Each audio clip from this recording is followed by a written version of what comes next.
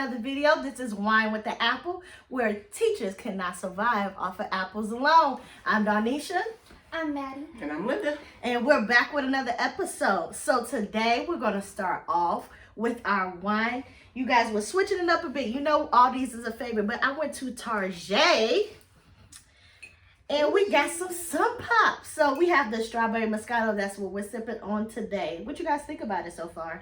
I like the pineapple better. This one isn't bad. It has a it's a little bit more like a red wine taste to me. Mm-hmm. Okay. I think it's a little bit more flat for me, honestly. Yeah. Like if I have even a little bit of red wine, it reminds me of college days with red wine. Yes, and a little bit of throw up. You know what? I used to cut it with that's nasty. That's nasty. I used to like put some Sprite in it because it would be so dry. Yes, it's that Because, flatness. yeah. It's not, but it's not bad. It's not bad I at can all. drink it, Oh, but it's not. The bottle will be gone, but but it's just, it's not really what we enjoy. You mind opening it up for us? So we're going to start our video off with a game. We're going to do teacher superlatives to get us in the mood of the video. And because it's the beginning of the year, why not start off on a light tone? All right, so we're going to be saying most likely to. We're going to pour it to one another. Or to ourselves. Okay? And we got about 15 questions. So, number one, who is most likely to say hi to you in the hallway? Neither of you. You guys don't talk in the hallways. It's me. Yes. We have a rule in our building that, it's a quiet hallway, so we just use hand signals but we'll give you the eyes and we'll give you a head nod, but we usually don't talk in the hallway. I'm not going to speak anyway. No, All right. Who is most likely to tell a dad joke? I'm a cornball. I'm a huge cornball. Yes, I'm gonna take that one. Who is most likely to spoil their students? I feel like both of us. Yes. Yeah. We got cheese balls on deck all day, every day. Yeah, cheese balls, they come strong. Sour Patch Kids. I'm like, they'll be okay. They know. But it's mostly for us. Yeah. Because I'm on a diet all the time. But I haven't forgotten when you ate those cheese balls that one time. I know. Y'all were getting on my nerves. I didn't buy them, though. That's what I'm saying. You put them in front of me, they gone. So. Okay. Question number 4. Who's most likely to break a clipboard? Mm-hmm. Most definitely. Mm-hmm. That's me. Yeah. All day long. It's me. Who's most likely to have the cleanest classroom? I think we have cleanliness issues in our room. Yeah. We hate for our rooms to be a mess. So, who is most likely to have the best door decorations?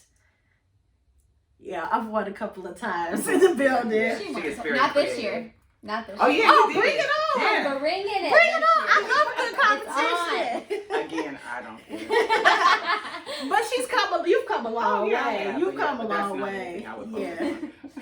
Who is most likely to show school spirit? You're just so up there. Like, so it's you. Yeah. Mostly because you remember everything that's going on. Yeah. At all. Who's most likely to ask what day it is? Ooh, I'm gonna say Maddie. Yeah, I'm gonna say Maddie on that one. Yeah. I literally just asked yesterday. It's Wednesday. That's you. Yeah. Mm-hmm. Who's most likely to include movies into lesson plans? I'm gonna say Maddie again, only because you have mentioned that like a couple times. Like, we're gonna do this, and I'm like, okay, but I'm not into the movie thing, so I would think Maddie. Yeah, I agree with that. Yeah. Question number 10. Most likely to survive a week in the wild. I'm putting my money on you. Yeah, I'm going there too. Yeah, I put my money on you. You like to watch the Sasquatch videos and stuff. Finding Bigfoot is what it's called. Excuse me. Mm-hmm. Finding Bigfoot. So you should have a whole lot of tools. Absolutely. I like the wild. Who's most likely to win the lottery? Ooh. I can say it's not me. Yeah, I'm not playing. So I don't think it's any of us. Yeah, I don't think it's any of us. That doesn't apply. I like my money to keep it right in my pocket. For real. Who's most likely to go all out at karaoke night? Maddie. Yeah, she is the singer. She is the singer. Yes. Who's most likely to star in a reality TV show? Maddie. Maddie again. Why? Yes, because you are drama. I don't know how else to put it. She walks in the room and she's dancing or singing or doing something. Yes. The question number 14. Who's most likely to order pizza within the next 24 hours? I think you. Yes. I'm a big food person. Don't you got that Dash Pass? It's DoorDash Pass. I'm sorry. DoorDash Pass. Okay. That's the, the pass where you can, order your food without all of the extra fees, Okay, get it then. I'll be a little lazy. Lawson did DoorDash some Smoothie King to the school yesterday. I was kind of upset about that. You DoorDash Smoothie King? I would likely do that too. I'm a big one. Last one. Who's most likely to be an undercover FBI agent? I'm gonna give it to. I would say for me. I would say you too. Yeah, because I'm. I can. If you need me to find something out. Yes. I'm gonna give you that information. That was good. Yeah, I like these questions, and I'm just thinking about how you could do this in the classroom as well. Just have like maybe a group of questions just like this. And then be a good get to know you activity after you've gotten to know your students for a while, and obviously they know their names and stuff, so they can pick and choose. So that's what we were doing today. So we're gonna be honest here. Can we be honest with them? Always. We don't have a topic. We wanted to just kind of spitball and see what we were coming up with, especially with the year is approaching. I know I have like a lot of different ideas in my head about how I want my classroom to run, but also just the expectations of my students and what we're going to be encountering.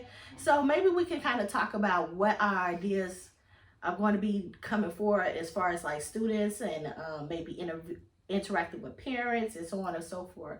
Especially because now we're getting into meetings and things like that. Yeah, I think that we should definitely go that route.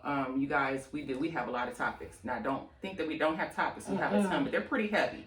And just because we are at the beginning stages of our year, we just didn't want to get that heavy. I do want to talk about that communication piece, though, for me, and how I'm going to engage with my parents.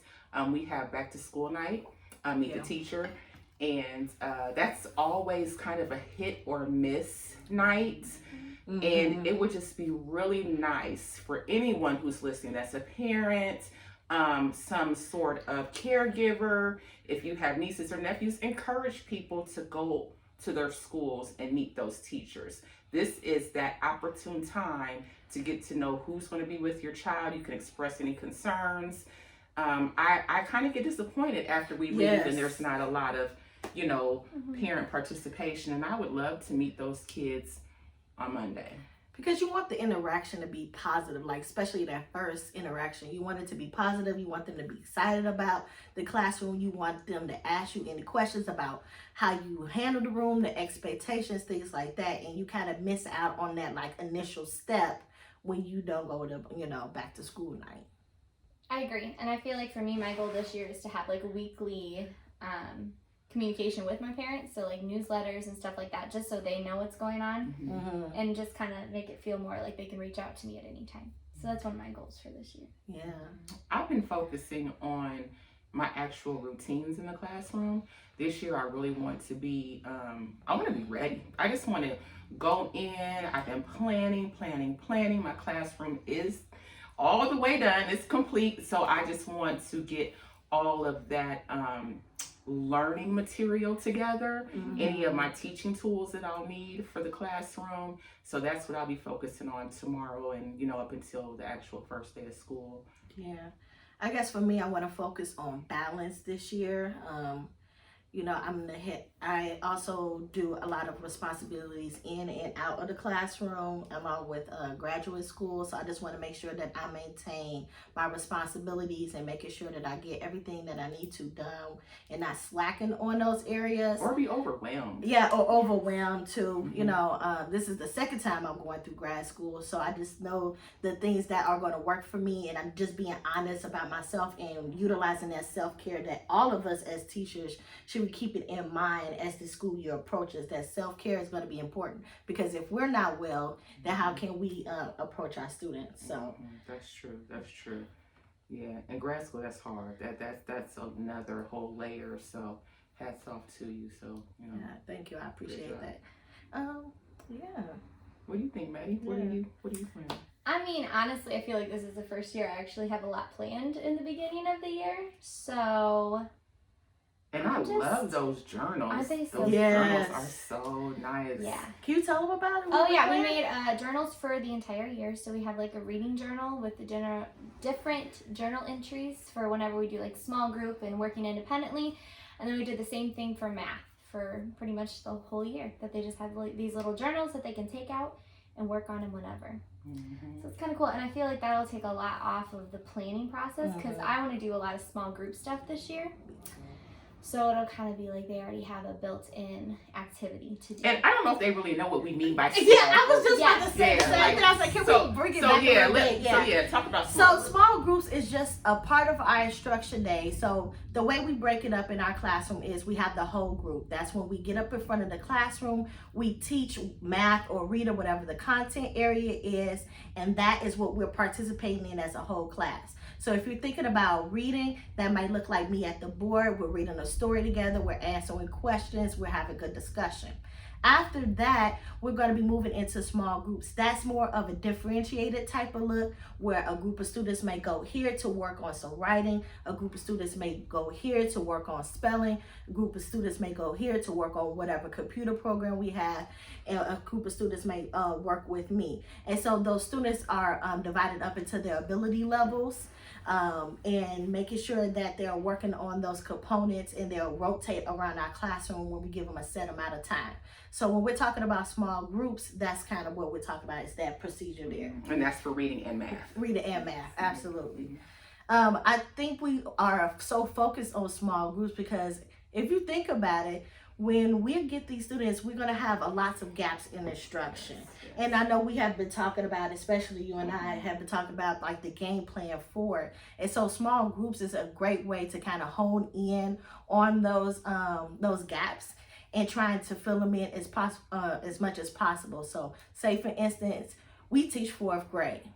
But if I notice that my student is working at a 1st grade level and maybe like writing, then I can pull material for that specific student to work on that specific skill. So it's really just trying to tailor the student and getting to know your student as much as possible. Mm-hmm. Yeah, we're trying to grow them. And honestly, this year is going to be a little bit more difficult for us. If you think about it, the students we're about to meet and be with for the rest of this year, a lot of them have not had a full year of 2nd grade. A lot of them have not had a full year of 3rd grade. So I want to plan and be prepared, because I know I'm going to have to fill in a lot of gaps. So it's not going to look like a normal year. And I know this, in us talking about this now, you all as a community, be aware that it's not going to be, just your normal, I'm going to teach this content and we're going to move on. I may have to pull, like she said, material from kindergarten, from 1st grade, from 2nd grade, in order to bridge those gaps in their learning. So that's why I think most of us here, we just want to make sure that we're prepared, so it's not so overwhelming when we get in front of those children, because it's hard to sit there and say, oh my gosh, that baby is at this level. So we just want to be as prepared as possible. Yeah. But then also positive. Mm-hmm. And still be able to have fun. Mm-hmm. Yes. Because if you're not prepared, it's overwhelming, Yes. and then your students will pick that up. They're like, oh, she's just frustrated. I don't want to, it just kind of just bubbles over.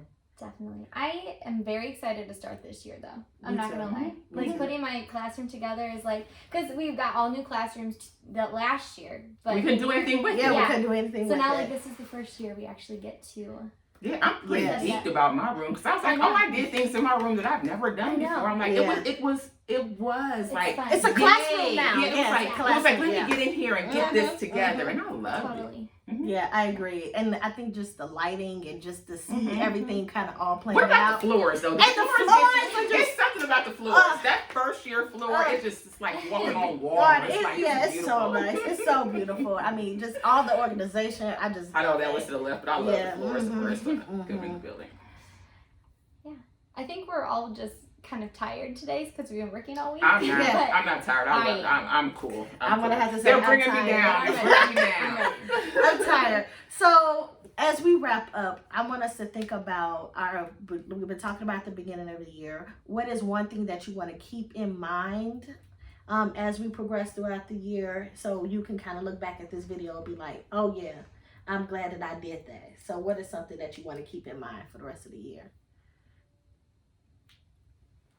I would say when kids start acting out or have some troublesome behavior, it's not personal. It's just they're either frustrated or have other things that need to be handled first. Talk about that personal piece. Why we can't take it personal? Because in the moment it's kind of like, well, why are they so against me? But really, it has nothing to do with us at all. It's just we are that safe space that they can let out their emotions to. So try and keep that in mind this year instead of getting frustrated. Yes. Will probably be what I focus on. Yeah. I think for me is making sure that I have that positive teacher language, making sure I phrase things that are going to empower my students rather than to break them down. Even though, don't get me wrong, I try to do that already, but just being very purposeful because I know the situation we're coming into. And taking it slow in the beginning to go fast at the end. Like when I think about my year, I just want to go slow. I want to make sure that everybody is on the same page as far as procedures, about my expectations in the classroom. And then as things progress, then we can go into the content as fast as we can. But just going slow to go fast and making sure that I use language that motivates and empowers my students.